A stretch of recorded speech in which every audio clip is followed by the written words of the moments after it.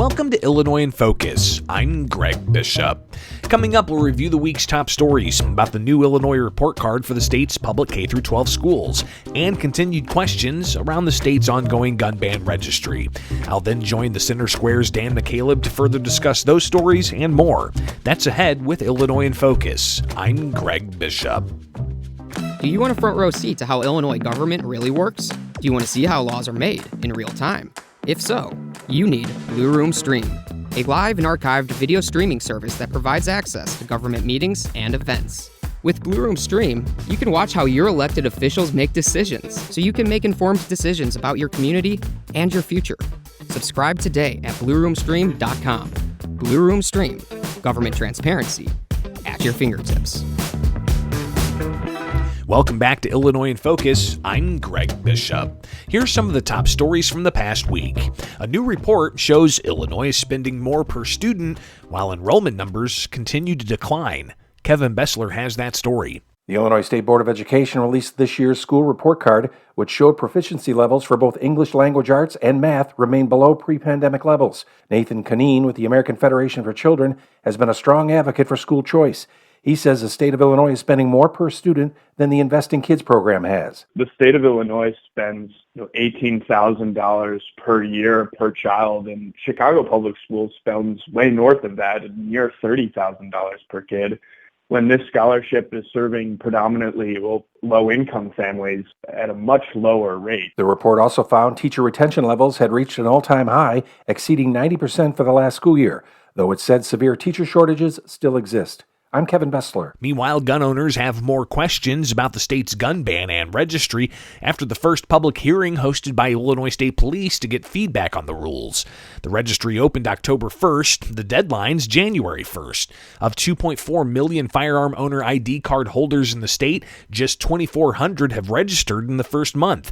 At an unrelated event in Lake Forest Thursday, Pritzker downplayed the 0.1% rate. We expect there to be more and more people as we get closer to the deadline, which is the end of the year, to do so. And, people who don't, obviously, at some point, they will be breaking the law. Springfield resident Jim Helm, who attended the first hearing with ISP in Springfield about the registry, said he hopes the law gets struck down.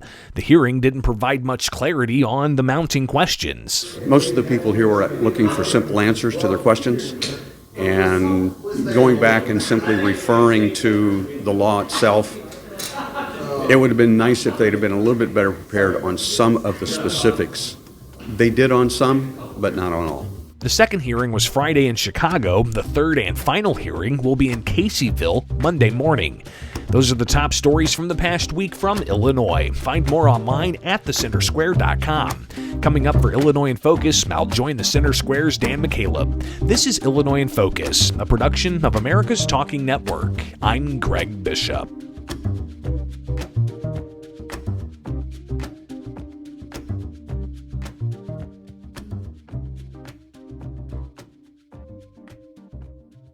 Do you know what elected officials in Illinois are doing with your tax dollars? Do you want to make sure that your voice is heard?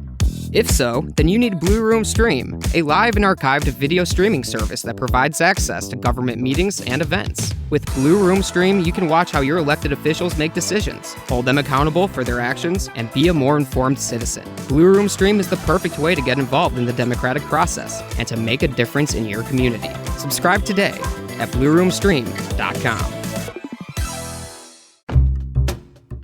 Hello and welcome to Illinois in Focus, powered by the Center Square. I'm Dan McCaleb, Vice President of News and Content at Franklin News Foundation, publisher of the Center Square Newswire service. Joining me again today is Greg Bishop, the Center Square's Illinois Capitol Bureau Senior Reporter and Editor. How are you today, Greg? I thought we'd have a kind of a down week with the legislature off before the final week of fall veto session, Dan, but holy cow. As always, we've got plenty to talk about. In today's world, there's never a down week, Greg. Just to let listeners know, we are recording this on Thursday, November 2nd. Greg, earlier today, Illinois State Police held the first of 3 public hearings on the new law that requires Illinois gun owners to register their guns and gun accessories that are now banned by state law. Gun owners who previously purchased the now banned firearms, magazines, and other accessories now must register them with state police. You covered this morning's hearing, Greg, and this is the first time we've had a chance to talk about it since it took place. I'm fascinated by what happened, and I'm sure many of our listeners are as well. So tell us, what happened? So the meeting was, of course, the first of three. There's going to be one Friday morning in Chicago and then one Monday morning down in Caseyville, which is the Metro East St. Louis area. These are meetings that the Joint Committee on Administrative Rules, a bipartisan legislative body that oversees emergency and permanent rulemaking that state agencies put together based off state laws. JCAR asks ISP, because of all of the questions that they've been getting about this from firearms owners, to hold some public hearings. And Thursday today was the first public hearing down in Springfield. And the room was a smaller committee hearing room, and it wasn't as packed as maybe some had thought it would have been. But the hearing was also at 9:30 in the morning.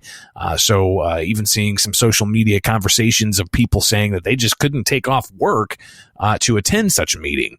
But questions were asked, and not a lot of answers were given. Some of the questions ranged from whether a certain type of hunting shotgun would be considered what legislators defined as an assault weapon, or what kinds of magazines would be interchangeable and whether those would be considered accessories that have to be registered. There were also questions about what happens if the law is struck down. Will the registry be destroyed? And what happens to people who are found out of compliance if the law is then later struck down? Not a lot of answers provided by Illinois State Police when it comes to these particular specific questions.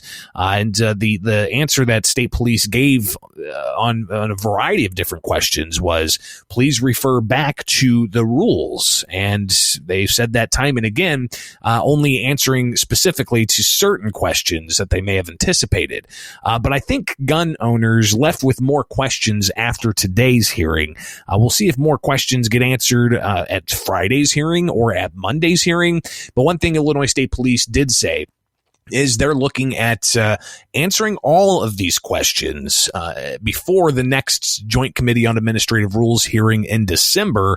And if not then sometime in January. But Dan, the registry closes January 1st, and people found out of compliance could face a Class A misdemeanor on the first offense and then a Class 3 felony on the second and subsequent offenses.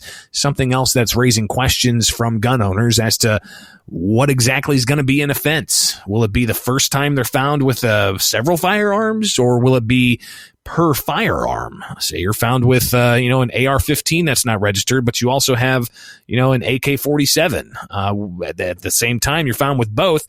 Would that be a one-time offense, or would that be considered one gun, one offense, the second gun, a second offense? These are the types of detailed questions that gun owners are trying to better understand. But I think the gun owners that were in that room this morning are actually looking for the law to be struck down. What's also fascinating about this, Dan, is we've been tracking the first month of the gun registry being opened. It opened on October 1st, and we've been tracking the numbers per Illinois State Police data each week. And each week that goes by, you see more and more people registering firearms. But the first week, it was 0.04% of total firearm owner ID card holders who have registered guns that the legislature deemed banned. The second week, that number went up to 0.07%. The third week, that number went up to 0.08%, and now that number is at 0.1%. So just 0.1% of firearm owner ID card holders have actually registered a banned weapon with Illinois State Police. Governor J.B. Pritzker was asked about that at a separate event in Lake Forest today, and he brushed it off and said that it's a right-wing talking point to point to that number.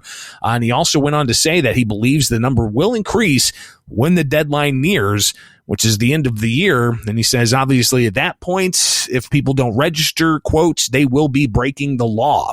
But again, others looking and saying that they want to see this law struck down in the courts while we still wait for a 7th Circuit U.S. Court of Appeals ruling on a Second Amendment challenge, but also challenges back in the Southern District of Illinois courts, where the state has actually this week replied to a motion from federal firearms licensees of Illinois gun store owners looking to delay the January 1st deadline while this case goes through the legal motions, which is expected to go all the way to the U.S. Supreme Court. So, Dan, we've got less than 2 months here before the January 1st deadline to register firearms, and there's going to be a lot of shoes to drop. We'll be reporting on all of that at thecentersquare.com. Looking forward to that coverage, Greg, but I have a couple questions. I'm going to have to refer you back to the rules and the website for all questions, Dan. I understand. I know that's what state police responded to most questions during the hearing, but one question about that specifically related to this registry, and if gun owners, legal gun owners in the state of Illinois don't register their now banned guns and accessories by this January 1st deadline. You said state police were asked what will happen to them. Did they have an answer for that, or did they refer back to the rules on that one, or what was the answer? Because that's really a big pressing issue. And that was an interesting response they did provide. They said that ultimately that's going to be up to local state's attorneys and local courts, especially to the question of not just enforcement of this, but also the question of what happens if this is found unconstitutional. Will they have to, what kind of I guess in a way, retribution does the individual have that was found or charged with such a crime of violating what was later deemed an unconstitutional law?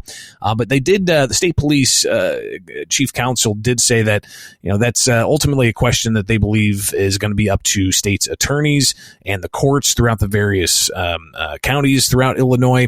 And when it comes to destroying the database, they did say they didn't know an answer to that, but they would assume if the courts found the law unconstitutional after the registry closes and people have already registered, then they may be directed by a court on how to handle that, and whether that could be to destroy those files.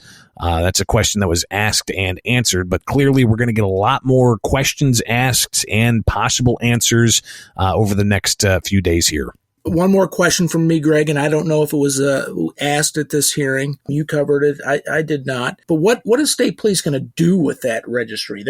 Obviously, they're compiling a list of people who have these now banned guns and banned accessories. After January 1st, when the registry closes, what happens to that information? Was that question asked today? I'm just curious what state police is supposed to do with that information. It's a great question. Was not explicitly asked, at least at this hearing on Thursday. Could come up Friday and Monday down in Caseyville in the Metro East area.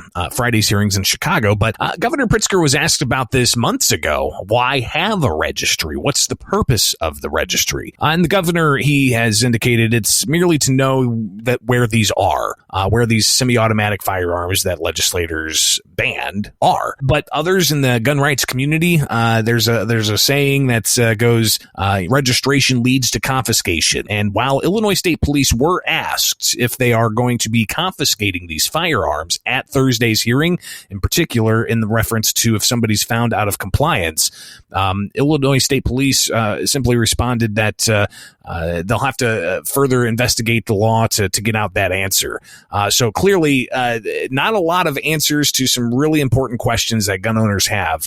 We'll see if they put all that together before the deadline of January 1st. And that's less than 2 months away. So good to know that we're still trying to answer questions about a law that was passed back in January, one that is of great concern to many of our listeners, many Illinois residents, particularly Floyd card owners. But we do need to move on. Greg will talk more about this on Illinois in Focus in future episodes because, of course, it's an issue that's not going away. Greg, Part 2, or Week 2, if you have it, of Illinois' legislative veto session begins next week. Not a lot was accomplished in the first week, just a week or so ago. What's left to be done in veto session? a whole bunch. And Dan, I hope that you are ready to stay up late with me Tuesday, Wednesday, and Thursday as we cover what's going to be happening at the State House. Final 3 days of legislative session. And while the House canceled one of 3 days last week, which kind of threw some of us for a loop, they are expected to be in for each of the 3 days this coming week, Tuesday, Wednesday, Thursday. What they handled last week, the House passed one measure that deals with allowing for State House staffers to unionize. That's going to be taken up by the Senate when they come back next week. The Senate did do a variety of things, from approving gubernatorial appointees to various state commissions or state agencies. They also did address at least one measure the governor vetoed by approving a new measure altogether about religious considerations for lunch. You also had last week the coalition of people supporting giving Ameren right of first refusal to construct power lines. That group said that they're not going to pursue a veto override there. Instead, they're going to take the time over the months ahead into next year and hold public hearings to get people comfortable with the idea of allowing for Ameren to have right of first refusal in constructing new power lines.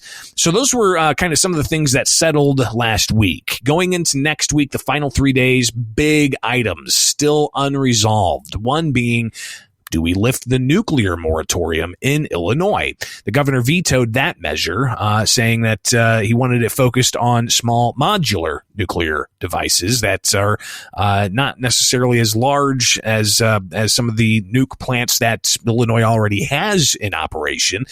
But you've got sponsors of that measure working to advance something that everybody can get on board with, including the governor's office. So I imagine we'll hear a lot about that. But the main big story that has yet to be addressed in the final 3 days of legislative session this year, the Invest in Kids School Choice Scholarship Program. That still very much is up in the air. It's set to expire at the end of this year, and that's in the middle of the school year. This is the program that is Illinois' only school choice program. It's not funded by taxpayers, but instead funded by private money that goes into a fund, and those individuals funding that with their private dollars do get a 75% Illinois income tax credit. But those dollars go into a fund that is then given to parents that are of lesser means to send their kids to a school of their choice, which could be a private or parochial school. So that program is set to expire at the end of this year after being in operation for 5 years and helping thousands of families across the states get their kids into a much better performing school. Still debating as to what's going to be happening here. So I imagine that's going to take a lot of attention when lawmakers come back for the second and final week, the final 3 days of the calendar year's legislative session. And you'll expect to see a lot of families on the Capitol grounds, just as they were last week, demanding that this program be extended. Yeah, and that Invest in Kids School Choice Program, Greg, that took an interesting twist several weeks ago when it was revealed that the Chicago Teachers Union president, who opposes extending the program, turns out she sends her son to a private school. The criticism of that is, well, she, who is of means, can afford to send her child to a private school of her choice, where lower income families, are essentially stuck in their local public school, no matter how well it performs. So I'm very interested, and I think our listeners are very interested in what happens with that during veto session. Of course, listeners can keep up with our veto session coverage at thecentersquare.com all next week. Greg, moving on, it's not officially winter yet, but let's face it, winter weather has arrived, at least in the northern part of the state. We had snow. Temperatures dipped low into the 20s in many areas of the state on Halloween Day. It remains cold. I'm going to transition from that into the migrant crisis that Chicago and the suburbs are now facing. About 20,000 migrants have been bused to the city of Chicago from the southern border over the past year plus. Chicago is working with the state on what to do with these people, how to provide services, including housing or shelters. And it's just risen to a new level now that winter weather is upon us. What's going on here? 20,000 non-citizen migrants to the state of Illinois and Chicago in particular. But that's really a minor fraction of the millions of people who've crossed over the southern U.S. border into places like Texas over the past couple of years, inundating smaller communities along the southern U.S. border.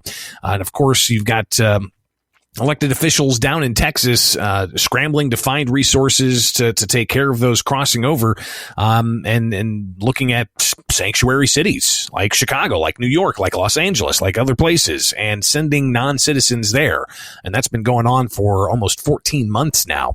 And the city of Chicago has been having its taxpayers foot the bill, but the state of Illinois also having taxpayers foot the bill. We're talking hundreds of thousands of, hundreds of millions of dollars being spent on this.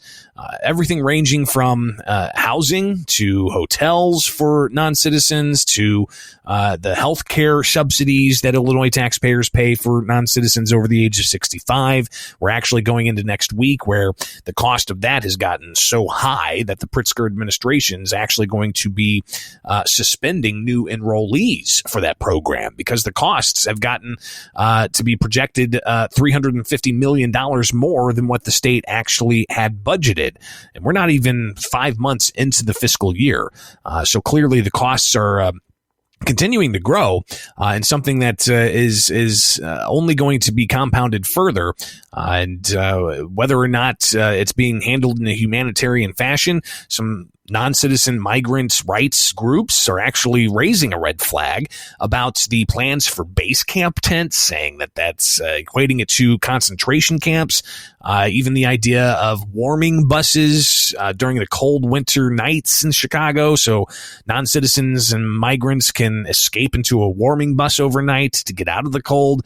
These are clearly some questions as to what the state's policies have meant for increased number of non-citizen migrants. But the governor, he's said that the state's a welcoming state and these are asylum seekers, and that he's going to expend more state tax dollars to make sure they're taken care of, and he doesn't expect a supplemental appropriation in the veto session that's about to wrap up after the next 3 days. But he does say the state's going to continue to give resources to this, including the healthcare subsidies, including the assistance for migrants who have temporary protected status like Venezuelans to get work permits and to file certain paperwork. So they've got immigration attorneys that the state's going to help provide. So a lot of taxpayer cost, but questions about the humanitarian impacts of all of this, and questions about the sanctuary city and state policies. You've got Republicans who've actually filed legislation to reverse the state's sanctuary policies, which essentially means the state is not allowed to have local law enforcement work with federal law enforcement on immigration enforcement. And the Republicans are saying that that's a policy that is attracting people here. But Democrats and the governor, they push back on that idea and say, no, it's merely just what they call border politicians sending the non-citizens here.